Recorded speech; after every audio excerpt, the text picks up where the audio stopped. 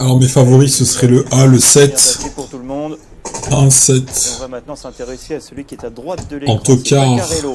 on va dire... De Monsieur Tréco pour l'entraînement de David Windriff, ancien pensionnaire de Gabriel Tiens, j'ai Linders, peut-être. Baccarello, On va voir. qui depuis quelques courses a rejoint l'écurie de David Windriff. Eh bien, je vous propose de savoir ce qu'il en pense pour aujourd'hui.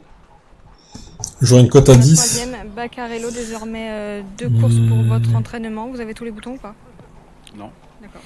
On va dire une cote à... C'est pas le meilleur achat de l'année. Par contre, on va lui mettre les Aérostralines On aujourd'hui. va voir quand est-ce que les cotes descendent.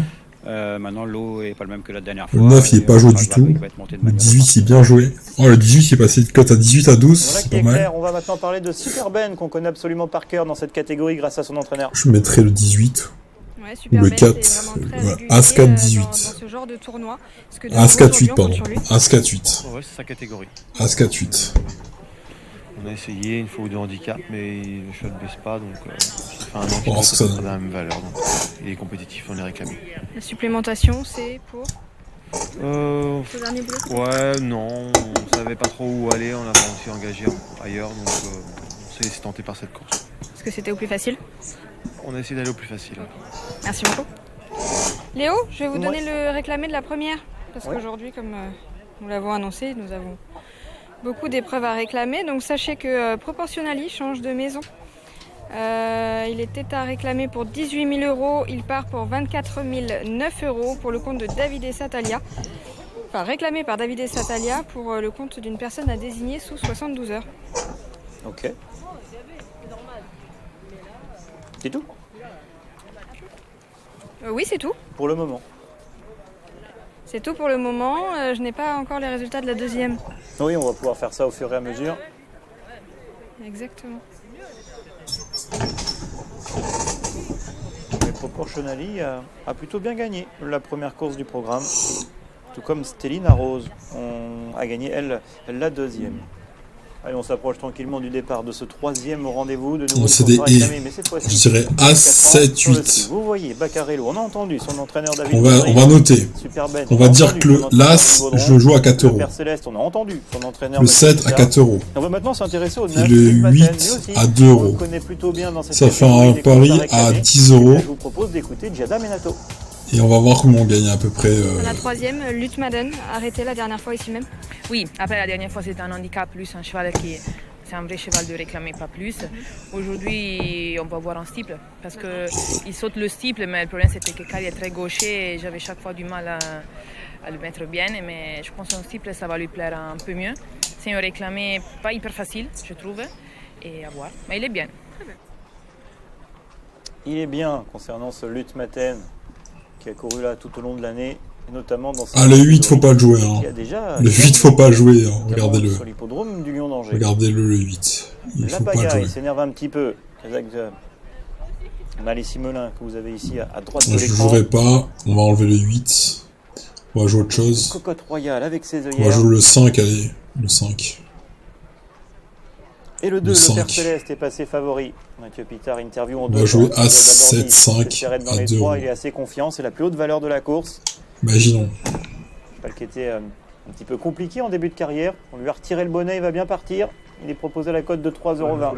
Attention à ce Le Père Céleste qui a fait de très jolies choses, notamment chez Jérôme Delaunay en début de carrière.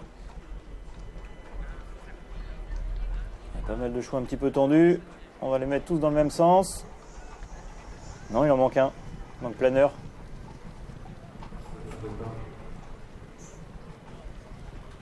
Et le départ n'a pas été validé. Vous voyez ici le starter et les jockeys qui vont essayer de s'arrêter avant la première. Il y avait pas mal de choix un petit peu tendus. Ouais, a priori, tout le monde peut s'arrêter.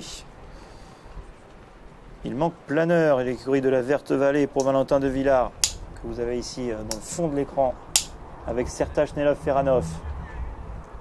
Alexandre Chénaud rassure sa partenaire Magic Tanit, qui va courir pour la première fois pour Yannick Foin. C'est une outsider à la cote de 25 contre 1, cette Magic Tanit pour la famille Leget.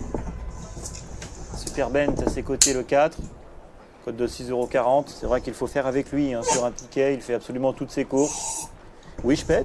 On peut tenter une nouvelle stratégie. On va choisir un favori, un moyen et un tocard. Gabriel Linders.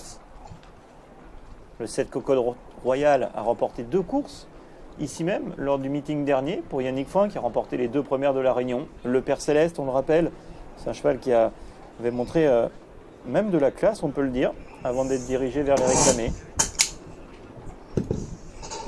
Attention aux 2 côtes, hein. La zone môme et la pagaille. On a vu la pagaille un petit peu réveillée. Et la zone môme est elle, plus jouée, hein. Avec la décharge maison, celle d'Océane Launay. C'est vrai que la zone môme a montré de la qualité dans des bons lots, notamment sur l'hippodrome d'Auteuil. Vous voyez les 2 côtés à marcher à droite ensemble. Il y a eu pas mal de faux départs, et notamment à cet endroit-là, hein, lors de la réunion du Quintet. La semaine passée. Oh non, début de semaine, lundi.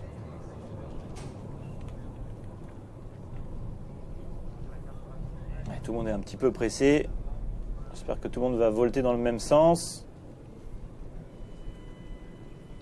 Et c'est parti pour la 3e.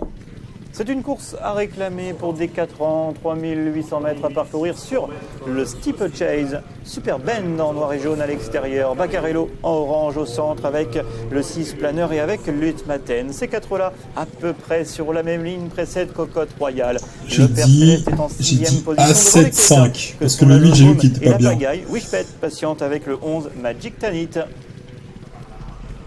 Ils vont aborder une première fois le tournant du Loup. Et c'est donc Planeur qui a pris la tête et la corde. Baccarello est en 2e position, Lutmaten est 3e, Superben 4e. Ensuite, sur une 3e ligne, il y a les favoris que sont Cocotte Royale et le Père Céleste. La zone môme est avec sa compagne de boxe, la Pagaille.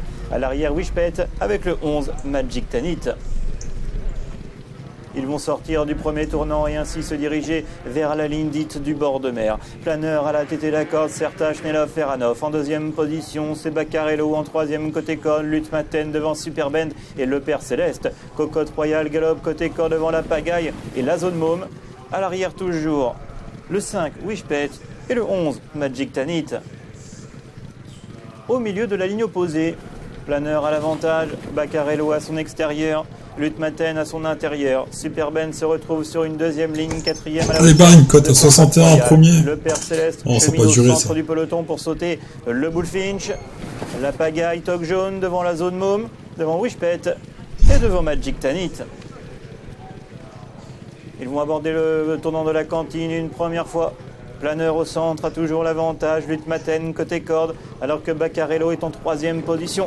Cocotte Royale est 4e, Superben 5e devant la zone môme, le Père Céleste, la Pagaille est en pénultième devant Wishpet et devant le 11 Magic Tanit. Le début de la ligne des tribunes.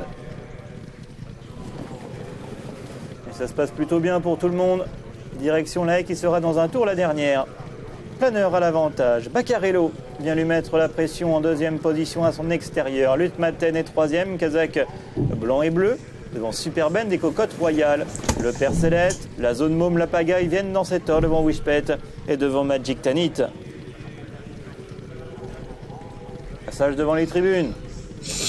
Et Planeur a toujours les choses bien en main. En 2e position, Baccarello, Lutmaten, Superben, devant Cocotte Royale, le Père Céleste. La Pagaille se rapproche à l'extérieur pour aborder le dernier tour de piste. La zone môme reste côté corde, devant Wishpet et Magic Tanit. Ah, ça a du mal, hein. La haie du tournant du Loup.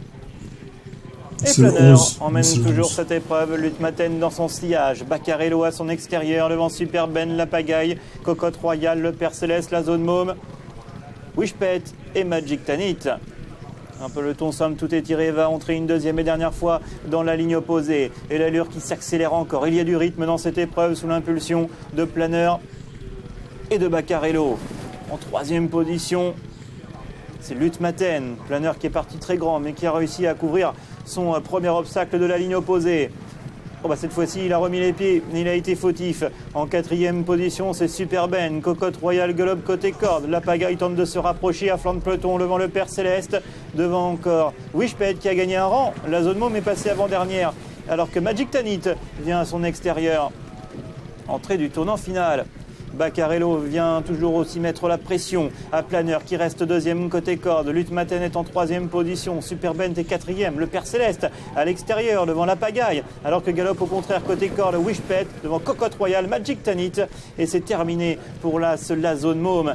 L'entrée de la dernière ligne droite. Et c'est Lutmaten qui est venu prendre l'avantage. Mais attention à Le Père Céleste qui vient avec facilité à l'extérieur de Planeur. Ah, 7-5 j'avais dit. Devant Baccarello, devant encore Superbent et Cocotte Royale. La double barrière, Le Père Céleste en 3 foulées venu prendre l'avantage. Wishpet et côté corde. Superbent est en troisième position. Devant encore Cocotte Royale, Lutmaten, Baccarello et Planeur qui rentre dans le rang. Direction la dernière haie. C'est Le Père Céleste qui est venu la sauter en tête. Wishpet est en deuxième position. Superbent est troisième devant Cocotte Royale. Il reste encore 100 mètres à parcourir pour Le Père Céleste qui tente de repartir. Wishpet de plus en plus fort alors que Superbent sera troisième. Le Père Céleste à l'avantage. Le Père Céleste face à Wishpet. Le Père Céleste qui s'impose. Wishpet est deuxième. La troisième place pour Superbent. A7-5.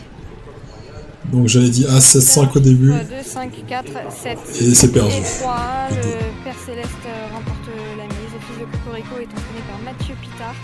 Et c'est Jean-Frédéric Rambure qui était en selle. Mathieu Pitard qui était relativement confiant avant la course. Wishpet, après une belle lutte, est deuxième. Bon, bah on va essayer de faire mieux sur la deuxième course. Dans cette catégorie. Et troisième. 2, 5, 4, 7 et 3. Là, Mathieu Pitard avait dit non dans les 2 premières courses, il avait dit oui dans la troisième, mais ça s'est résultat vérifié ensuite 204. avec le Père Céleste, qui a toujours tenu en haute estime. C'est un cheval qui avait montré de jolies choses chez Jérôme Delaunay, pas toujours très bon dans son comportement. Et en 2C3. Et aujourd'hui, avec du rythme, aujourd'hui c'est entraînement. Jean-Frédéric Rambure l'a monté avec